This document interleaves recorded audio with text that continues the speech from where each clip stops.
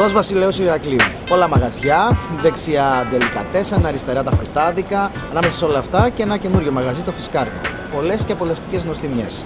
Πάμε να δούμε τι ακριβώς προσφέρει. Φισκάρδο παρακαλώ. 2 μπακαλιάρους, 1 πανέ, τορτίλια καλαμάρι. Πολύ ωραία. Μπορείς να μου ετοιμάσεις 2 μερίδες μπακαλιάρο και 2 μερίδες μαρινάρε παρακαλώ.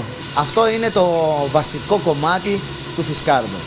Αυτής της επιχείρησης, η οποία προσφέρει φαγητό με βάση τον μπακαλιάρο.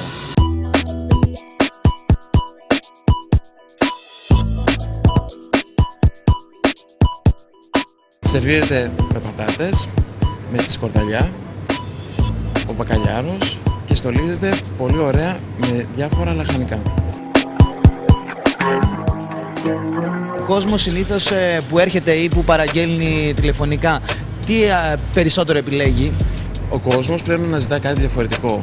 Μπορεί να δοκιμάσει τον μπακαλιάρο, αλλά ο δικός μας ο στόχος είναι να δοκιμάσει όλο το μενού μας.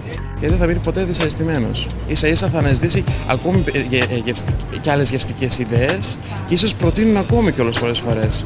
Έχουμε καινούργιες γεύσεις με μπακαλιάρο, μακαρονάδες με γαρίδες, με άσπρη σάλτσα και κοτόπουλο, διάφορα σάντουιτς, τα οποία είναι από καλαμάρι, κοτόπουλο, ακόμη και μπιφτέκι κοτόπουλο υπάρχει και όλα με αγνά προϊόντα και φτιάχνονται όλα με φροντίδα και υγιεινή. Υπάρχουν πάρα πολλές διαφορετικές γεύσεις, οι οποίες αρμονικά δένουν μεταξύ τους. Πες μας λίγο για το μπακαλιάρο, πώς ακριβώς τον Το παρουσιάζετε? θυσμένο μπακαλιάρο μας είναι σε κουρκούτι, τηγανίζεται σε αργανό παρθένο ελαιόλαδο, σιγά σιγά και προπάντων δεν είναι βαρύς. Κάτι πολύ ελαφρύ και γεμίζει το στομάχι. Σε πόση ώρα ψήνεται μέσα στο λάδι? Μέσα σε 5 λεπτά γίνεται. Αναλόγως πόσο είναι ζεστό το λάδι.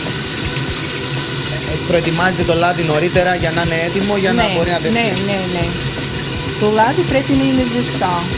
Και μόλις βάζουμε το ψάρι να αρχίζει να τηγανίζεται.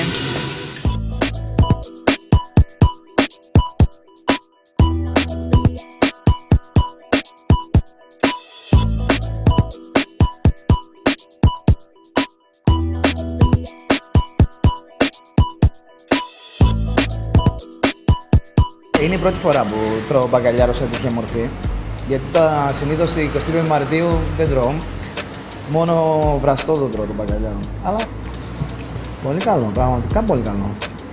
Πες μου ξανά για το κουρκούτι, αυτό που είναι δηλαδή το που τηγανίζεται. Είναι παραδοσιακή κεφαλονίτικη συνταγή, όπως και η σκορδαλιά μας. Φτιάχνονται με αγνά υλικά, προπάντων και φρέσκα.